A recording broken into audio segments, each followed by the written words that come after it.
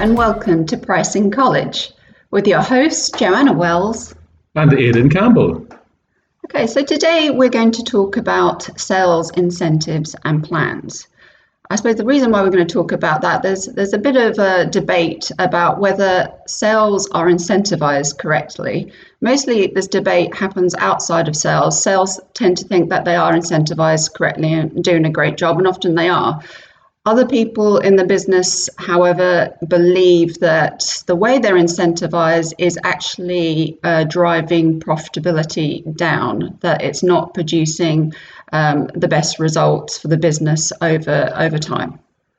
I worked in companies where the sales team were incentivized not by profit, not even by the price they were selling at, but purely by volume. We spoke about cubic meters of product, which was what the whole driver was, and somebody would go, oh, they can sell a lot of volume.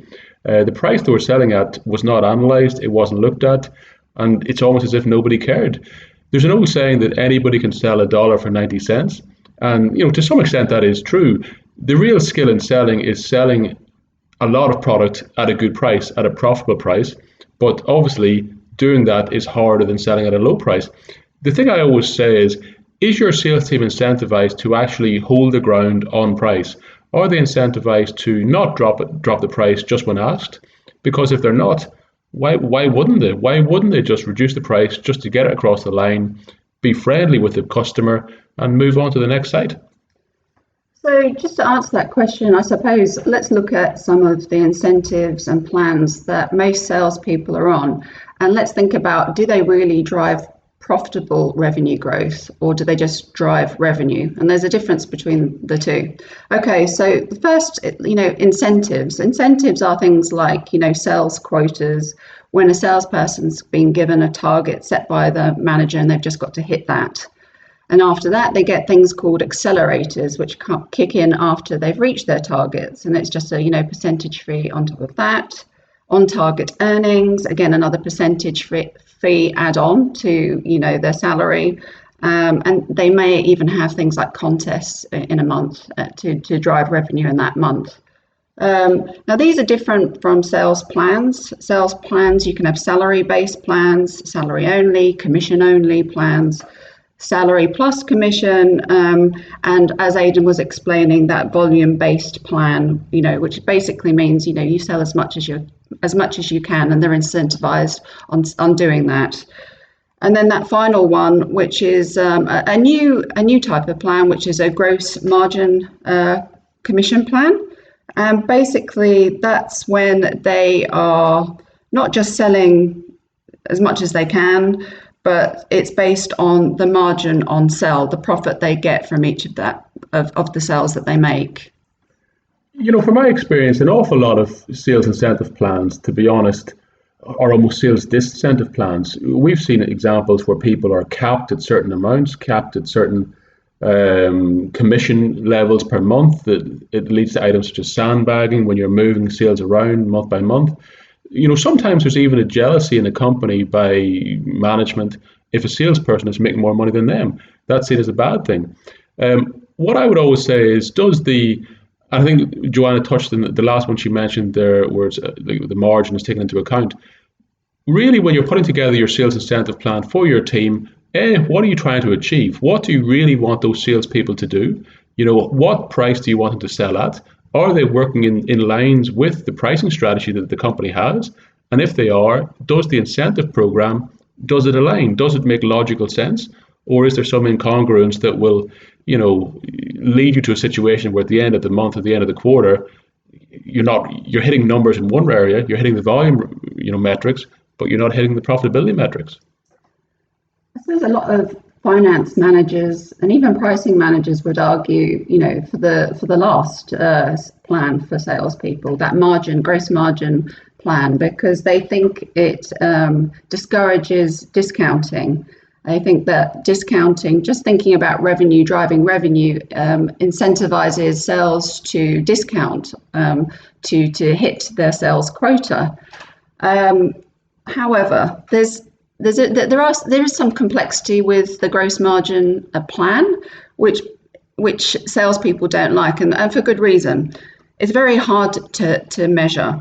The product base is shifting, distribution costs change, rebates are changing, territory changes, customer value drivers change, and it's very hard to measure margin based on that. So often salespeople say, well, actually, we're driving more revenue and margin, but you're just not accounting for it. This is a fair enough call. So and also it's a very complicated way of measuring. So I always believe, you've got to really keep things simple. And I don't think that looking at the top line revenue is a bad thing for sales to do. However, what I do believe is that the pricing manager and maybe the finance manager need to get better tactics around discounting and around margin management in the first place. And that's not the job of the salesperson, that's the job of finance and pricing. Yeah, I think you can never say, the exact system of incentivization. Obviously, it'll be determined by the company, what you sell, the selling structure, teams, how that works. But one thing I'll say from my experience, sales teams are very logical people. They're very logical people. They often have a very much target-oriented mentality, and at least the good ones do. And with that, they're pretty good at thinking through scenarios and what will benefit them. Logically, in a company, if they're incentivized to do something, that is what they will do. So are they incentivized to, discuss value? Are they incentivized to say no and push back on discount requests?